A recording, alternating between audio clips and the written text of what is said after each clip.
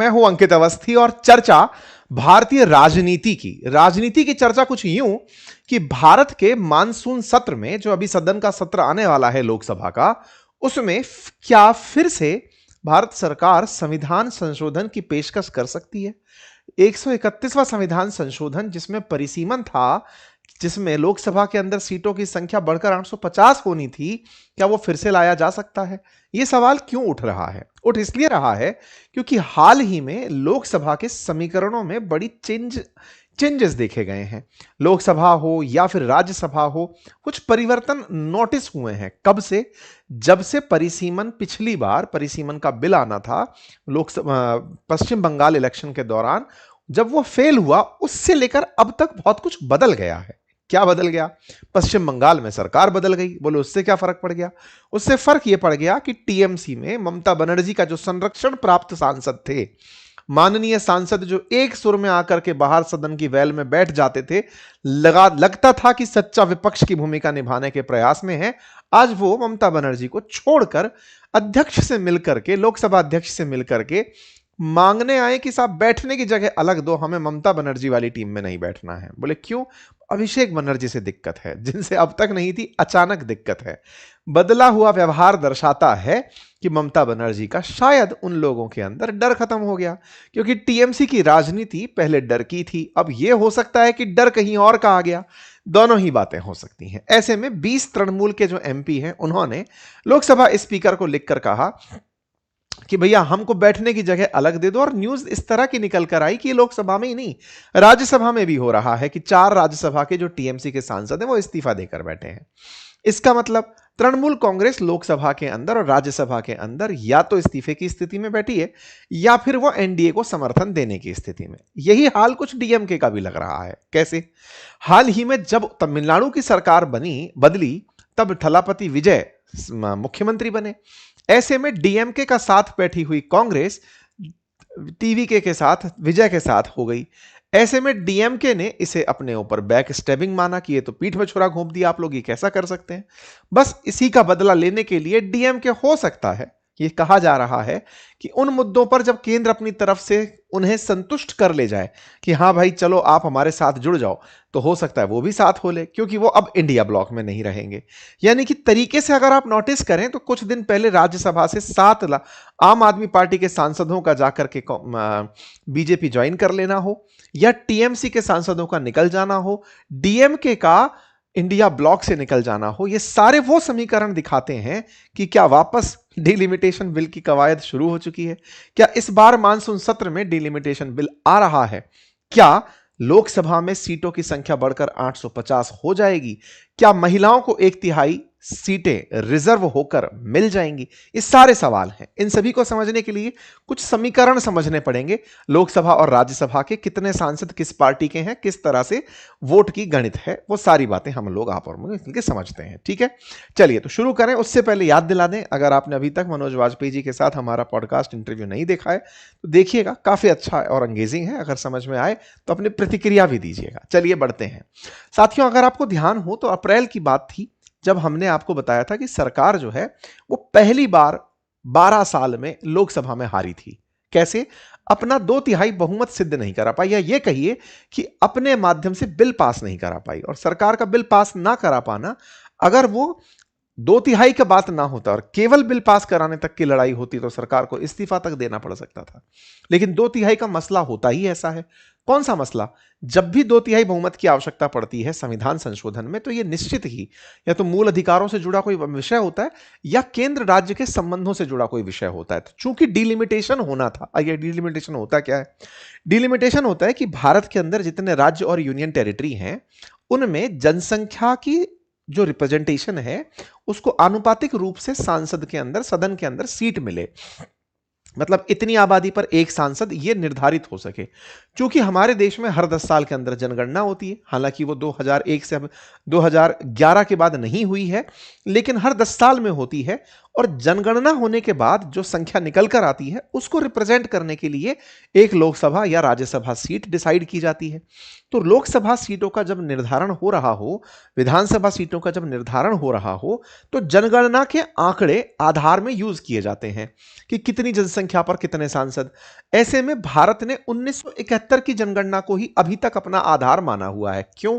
क्योंकि उसके बाद में हमारी सदन की संख्या बढ़ाने के लिए, सदन बड़ी नहीं थी तो हमने अब संसद को बड़ा कर लिया, नई संसद बना ली, बैठने की बढ़िया जगह बना ली, तो बोले चलो अब बड़ा कर लेते हैं। अब दिक्कत क्या आ गई? दिक्कत यह आ गई कि उत्तर भारत के राज्यों में जनसंख्या ज्यादा बढ़ गई और दक्षिण भारत के राज्यों में जनसंख्या घटने लग गई। दिक्कत क्या हुई? दिक्कत यह हुई कि उत्तर भारत की जनसंख्या बढ़ गई तो जनसंख्या के हिसाब से इनके तो सांसद भी ज्यादा हो जाएंगे। जब इनके सांसद ज्यादा हो जाएंगे तो ये दक्षिण भारत के लिए कोई फैसले कैसे लेंगे? यहां से डिवाइड खड़ा हो गया। मतलब यह हुआ कि सदन की संख्या बढ़ा भी दें तो कैसे बढ़ाएं? 1971 ही रहने दो, ये दक्षिण भारतीय राज्यों ने मांग उठा दी। यही कारण हुआ कि जब महिला आरक्षण के नाम पर 1/3 सीटें रिजर्व करने के नाम पर पिछली बार एनडीए सरकार कानून लेकर आई थी, संविधान संशोधन विधेयक लेकर आई थी, वो तो पार हो गया था, लेकिन उसके बदले परिसीमन पास नहीं हो पाया क्योंकि डर जो दक्षिण भारत के राज्य हैं जो अपोजिशन में इंडिया ब्लॉक के साथ हैं, उनको यही था कि आप परिसीमन में हमारे साथ कुछ गड़बड़ कर दोगे, हमें रिप्रेजेंटेशन नहीं मिलेगा। हालांकि सरकार ने अपनी तरफ से संतुष्ट करने का प्रयास किया था कि आपकी कम जनसंख्या पर ज्यादा सांसद हम दे देंगे, जैसे पूर्वोत्तर राज्यों में होता है, लेकिन वो बात नहीं बनी और वो बिल पास नहीं हो सका। क्या परिसीमन कानूनी है? बिल्कुल। भारत के अंदर संविधान में आर्टिकल 82 के तहत प्रावधानों में यह होता है। परिसीमन आयोग की बाकायदा स्थापना होती है जिसमें सुप्रीम कोर्ट के एक सेवानिवृत्त जज होते हैं, मुख्य चुनाव आयुक्त होते हैं, संबंधित राज्य के चुनाव आयुक्त होते हैं, ये मिलकर परिसीमन आयोग बनाता है। और जनगणना जो 10 साल में होती है उसके बाद ही होता है।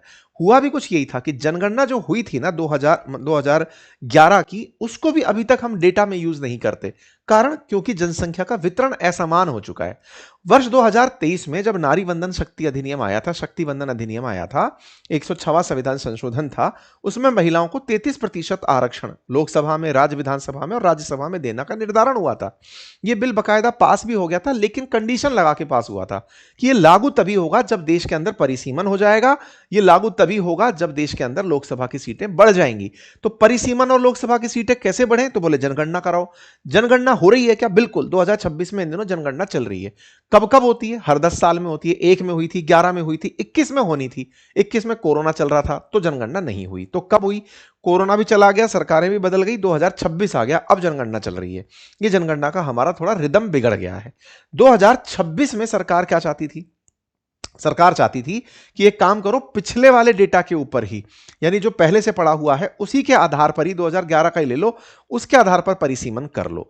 लेकिन परिसीमन के ऊपर अपोजिशन नाराज हो गया कि नहीं साहब, हमें जनगणना प्रॉपर चाहिए, उसके बाद अगर होता है तब की तब देखिएगा।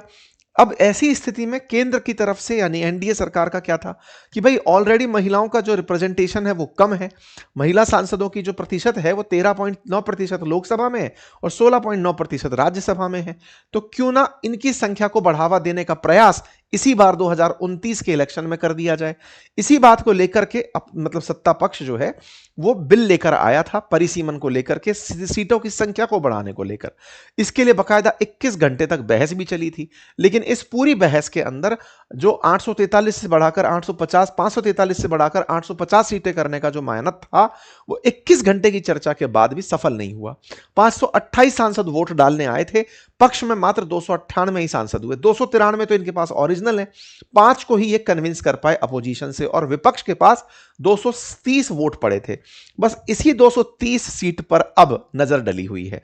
मतलब ये जो फेलियर था अप्रैल 17 का, ये अब आप इसको जून में होता हुआ सुनेंगे कि देखिए साहब यहां पर अब ये समीकरण बदलने की तैयारी चल रही है। जो 230 अपोजिशन में गए थे ना, बस उसी 230 की सेंधमारी है। मतलब जहां 352 चाहिए थे, 352 लोकसभा के सीट चाहिए थी लोकसभा में बिल पास कराने के लिए, वहां से इसकी पूर्ति करने के लिए जो 54 अन्य की जो जरूरत है वो यहां से कैसे पूरी हो, क्योंकि उस समय विपक्ष में टीएमसी भी था, डीएमके भी था, आम आदमी पार्टी भी था। उस विपक्ष को अब तोड़ने की तैयारी में यहां से सांसद धीरे धीरे निकल करके इधर के पेले में शिफ्ट होते दिख रहे हैं। तो समीकरण क्या कहते हैं उनको भी समझते हैं। तो फिलहाल के लिए जो नंबर समीकरण था वो उम्मीद है आपको समझ में आया हो। एनडीए के पास 54.2% ही रिप्रेजेंटेशन लोकसभा में निकल कर आया था और इंडिया ब्लॉक जो है वो 200 सीट 30 के साथ में आ पाया था। इंटरेस्टिंग बात यह है कि 14 सांसद ऐसे हैं जो इंडिया ब्लॉक में भी नहीं थे, वो भी अगर सरकार सहमत कराने में कामयाब होती तो शायद यह नंबर और बढ़ा हुआ दिखाई देता।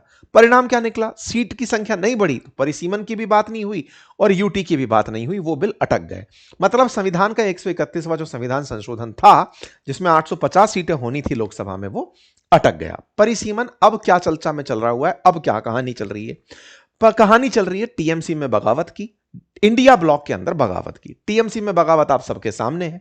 तृणमूल कांग्रेस के 20 पार्टी के जो एमपी वो निकल करके सेपरेट ब्लॉक बनाने के लिए और एनडीए गठबंधन को सहयोग देने के लिए तैयार हो गए हैं। तो साहब 20 और जोड़ दो, 298 प्लस 20 जुड़ चुके हैं।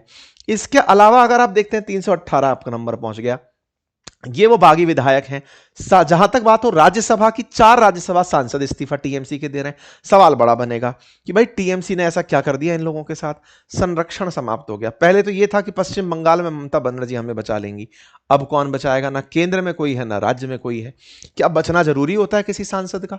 शायद यही था टीएमसी का, यही उनको संरक्षण रहा था जिसके चलते अब तक थे। हारते ही ऐसा क्या हुआ कि लोकसभा से भागने लगे? तो इसके पीछे सबको अपने अपने तरीके पता है कि हो सकता है कि अब इनके पीछे ईडी सीबीआई दौड़ा दी जाए, तो चलो बेहतर है उस पाले में बैठ जाते हैं।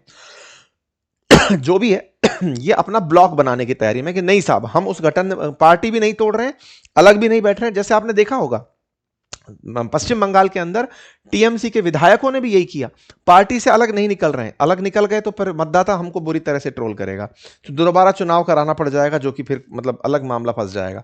बोले हम अंदर ही ब्लॉक बना ले रहे हैं, हम ममता बनर्जी की नहीं सुनेंगे। तो भय खत्म हो गया और भय बिन प्रीत हो नहीं पा रही है। तो टीएमसी का भय खत्म हुआ, हाल आपके सामने है। फिलहाल के लिए लगातार सांसद इस्तीफा देते दिख रहे हैं। डीएमके की कहानी क्या चल रही है? तो डीएमके की कहानी क्या चल रही है ना कि वो इंडिया ब्लॉक में नहीं है अब, यानी कि उन अपोजिशन वाले ब्लॉक में नहीं है। क्यों? क्योंकि कांग्रेस ने थलपति विजय को समर्थन दे दिया तमिलनाडु में, बोले हम आपके साथ नहीं है। ऐसे में अब अपॉर्चुनिटी है एनडीए के लिए कि उन्हें समझाए कि हम आपका ख्याल रखेंगे। हो सकता है वो समर्थन दे दे और हो सकता है वोट देने ना आए, तो वोट ना दे तो ऐसे में इंडिया ब्लॉक का मजबूती कम हो जाएगा, तो इनका वोट बैंक वैसे ही बढ़ जाएगा। आम आदमी के 7 जो सांसद हैं राज्यसभा के वो ऑलरेडी जाकर बीजेपी से मिल लिए हैं, तो इनका गणित बन रहा है। तो इस तरीके से डिलिमिटेशन बिल की जो समीकरण है उसमें 543 जो लोकसभा की सीटें हैं ना, उसी के पीछे की जो कवायद है उसके समीकरणों को अगर देखो तो एनडीए के पास 293 थे, 5 एडिशनल जोड़ने में कामयाब हुए थे। टीएमसी की बगावत बनाकर 313 ले जाएगी, अगर 5 हटा भी दें तो 313। डीएमके के भी 22 सांसद हैं, वो इनको मिल सकते हैं। सारे गणित को जोड़ लो तो ये संख्या 346 तक पहुंचती दिखाई देती है। अगर 543 की 543 वोट देने आ जाएं तो बहुमत से ये 14 अंक पीछे हैं।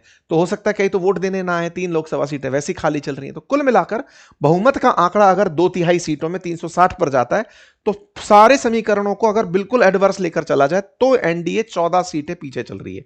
अब 14 के लिए तो मैंने आपको पहले भी बताया था कि वो सांसद हैं जो इंडिया ब्लॉक में भी नहीं है और एनडीए में भी नहीं है, तो उनका समर्थन लेकर के छोटे दलों को साध करके परिसीमन बिल को लाया जा सकता है। तो राज्यसभा के क्या हाल है?